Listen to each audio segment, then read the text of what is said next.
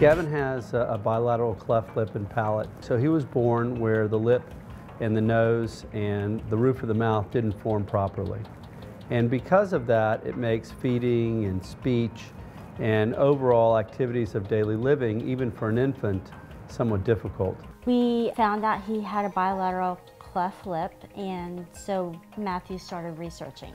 And he found Dr. Genecov. We met with him before Gavin was born, and he talked us through all the steps and made us feel better about us having a child with a cleft lip and palate.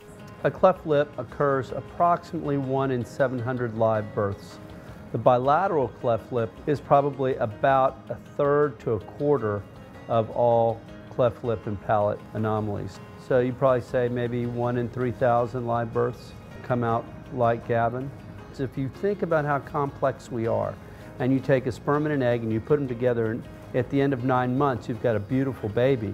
It's amazing a whole host of other things don't happen more often.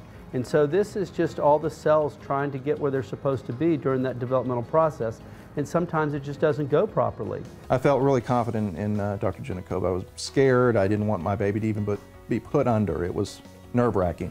But after the first one, seeing Dr. Genecov right after surgery, letting us ease in our mind, saying everything's okay, seeing the results, the next 2, 3, 4 surgeries that Gavin had, and the results that we saw, it just eased us, and I wasn't afraid to take him to the hospital anymore. The etiology or the cause of these types of anomalies is somewhat unknown. And we do know that smoking, dietary issues or deficiencies, especially B12 folate deficiencies when you're pregnant, can contribute to it. But really, that lip is formed by 8 weeks of age. And then once the development occurs, it's just about growth. He's just a great doctor. He just held our hand through the whole process and just was great. I'm so glad we picked him.